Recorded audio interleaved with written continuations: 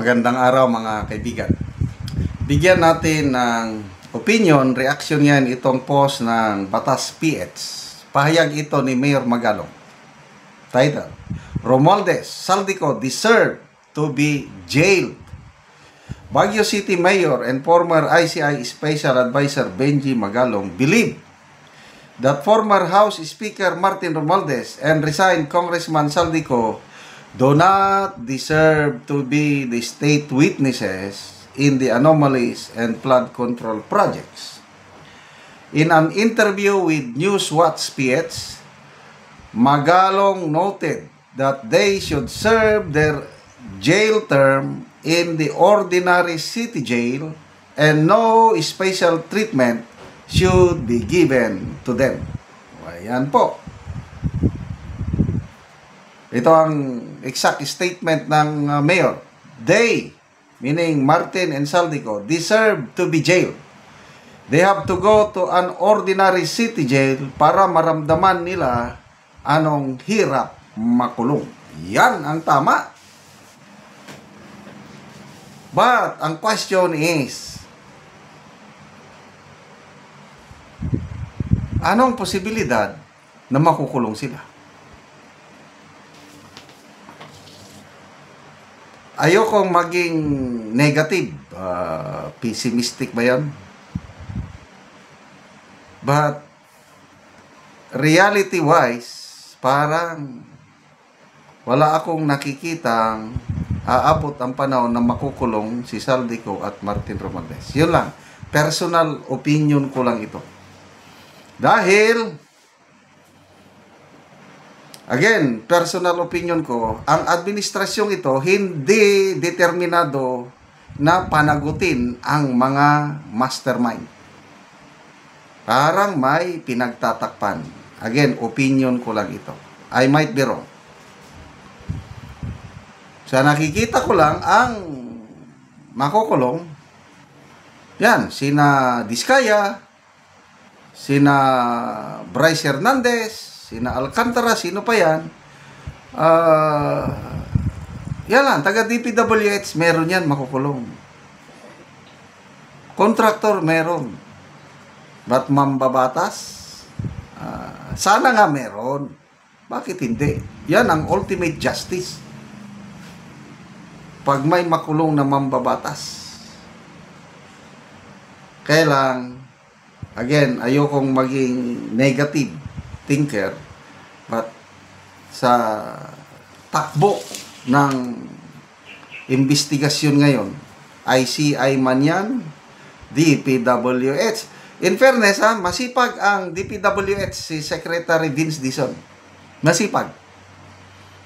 Marami na siyang naisampang kaso. Kailan, bakit hanggang ngayon, yung challenge ni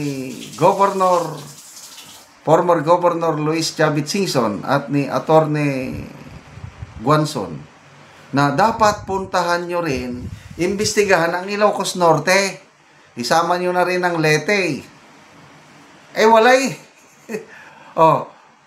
Correct me if I'm wrong. Wala pa akong na-monitor na may taga-ICI na nag-imbestigar sa Ilocos Norte and Leyte. Yan, Bulacan, saan ba? La Union, Davao Occidental. Parang selective. Kaya tuloy, nawawalan na ako ng tiwala kay Secretary Dizon. Nung una, bilib na bilib ako sa kanya. Ngayon, wala na. Mabilis lang siya pag sinabing, sabi ni Ombudsman Remulla, okay, imbestigahan yung koneksyon ng mga pamilya ni Bongo at saka Diskaya. Yes, Your Honor. Mabilis siya. Iniimbestiga na ngayon. Ano pa? Nagiging selective. Magiging matutuwa lang ako pag at the soonest possible time, imbestigahan na nila ang mga flood control projects sa Leyte at saka sa Ilocos Norte. Ano yung post ni Congressman Pulong Duterte? Nagkukumahog na daw, sumbong ng mga Ilocano friends ni Congressman Duterte. Nagkukumahog na daw ang isang kongresista sa pagre-repair pagsasaayos ang mga substandard na flood control project sa kanyang distrito. Nagsusumbong. So bakit hanggang ngayon wala? As in wala. So yun po. Then kulungan. Salamat, nagsalita na si General Torre. Nagtataka daw siya. Bakit pagawan mo ng magarang kulungan ang mga nagnakaw ng kaban ng bayan? Na kawawa, libo-libo, sabi niya, ang nabiktima ng mga baha. Bakit mo bigyan ng special treatment ang mga nagnakaw ng libo-libo? Oh, may nabasa akong comment. May nagnakaw ng 1,000 lang, kulong ka agad. Doon sa ordinary jail. Itong nagnakaw ng bilyones, pinagawan ng special na kulungan. Anong klaseng gobyerno tayo? Oh, what's the wisdom of Secretary John B. Cremulya? Ipinagmayabang pa niya. Pinakita sa media, ito na, handa ng kulungan. Ang gandang kulungan. Parang magandang magpakulong na rin doon. Kasi, libre ka na ng tulugan. Libre ka pa ng pagkain.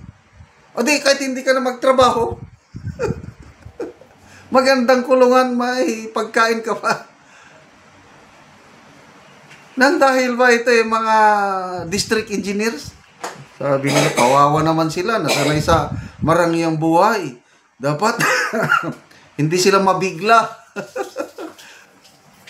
Dapat, komportable ang tuluganan nila. Ganon ba yun? Ang wisdom ni Secretary John Vic? Bakit siya nagpagawa ng magandang kulungan? Wala na talaga. Kaya, God save the Philippines. Tama po, si BP Inday Sara. Ano naman sa ICI, imbes na maganda na yung announcement 2 days ago na i-live stream na next week ang hearing namin. Wow, palakpak. Sabi ko, ito na. Kasi ang gusto kong mapanood sana, yung si dating Speaker Martin Romualdez. Yung siya ang tatanungin sa paano siya sasagot. Makikita mo doon kung may tinatago o ano eh. Kasi saban, pag si Senator Marcoleta, nung siya pang chairman ng Blue Ribbon, ang ganda yung mga pagtatanong niya hanggang makorner niya. Kung ang tanong haphazard, para lang makalusot, wala. Kaya importanteng i-live stream. Okay, salamat mga kaibigan sa inyong pagsubaybay sa ating channel. Nakakatulong kayo ng mga malaki sa tribong Talandig ng Bukidnon dahil ang income natin sa channel na ito pantulong po sa tribo. Sa ngayon, namimigay tayo ng mga libreng yero at pako sa kanila para makapagpatayo itong tribo ng mas maayos na tirahan.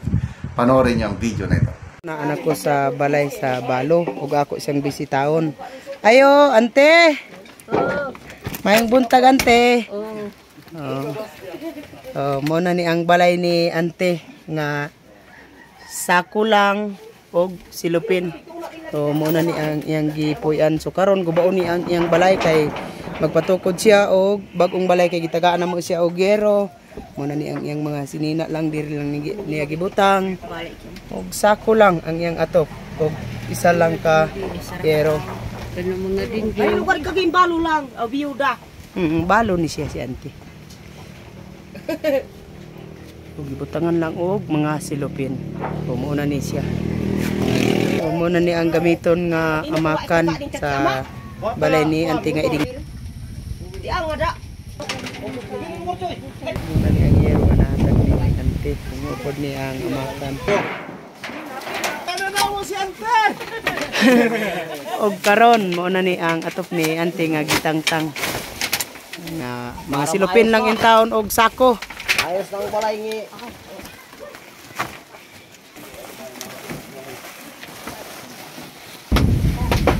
ona ni balay sa balong ka among ka bubuon amo ni karon ay ukuran diri og bagong nga balay oo lata na gid kaayo. Kawayan lang ni ang yang dingding. So karon na ana ni siya ay dingding nga nindot.